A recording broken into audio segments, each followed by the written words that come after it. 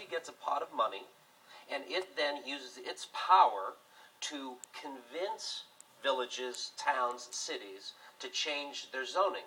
Now, the county will say that it doesn't really see any exclusionary zoning. There's no real racist policies in these towns and villages. Now, the advocates of the consent agreement would say, oh yes, it is there, and you have to figure out how to stop it.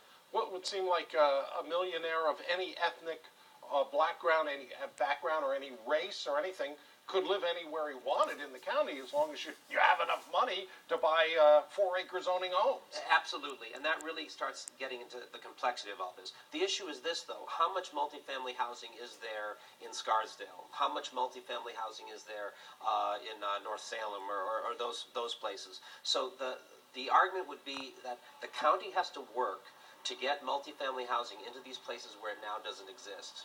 So to do that, how do they do that? They might go to the town or village and say, we'll help you build a project by giving you some money.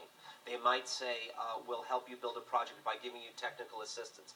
Now, they also could go to those towns or villages or cities and say, if you don't do it, we'll sue you. Now, that's what HUD, the Department of Housing and Urban Development, wants the county to do, or to at least say it would do.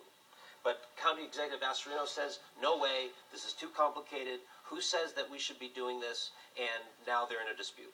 Okay, is part of this, at least from the county's point of view, are they waiting on a legal decision right now to move forward with that? Or? That's on the other issue of the source of income. So let's go there, source of income. Sure. So right now there's this dispute. If I'm a tenant looking for a place to live and I go to a landlord and say, well, I'm going to use a Section 8 voucher. Right now that landlord could say, I'm sorry. Section 8 is government aid vouching. Right, sorry. So right now the landlord could say, you know what, I really don't want that. I'm going to interview other people and I want a doctor who drives a BMW to live in my rental unit. So the Department of Housing and Urban Development wants the county to pass a rule saying you can't do that. Now, there's obviously some real questions there about the government imposing that rule on a landlord. That being said, however, HUD will say that is a way that there's been a history of racism in the county that needs to be countered. Again, matter for dispute. John, I know you'll be covering this. We'll be watching it. Stay with us. You can go to newsday.com/Westchester to see it all.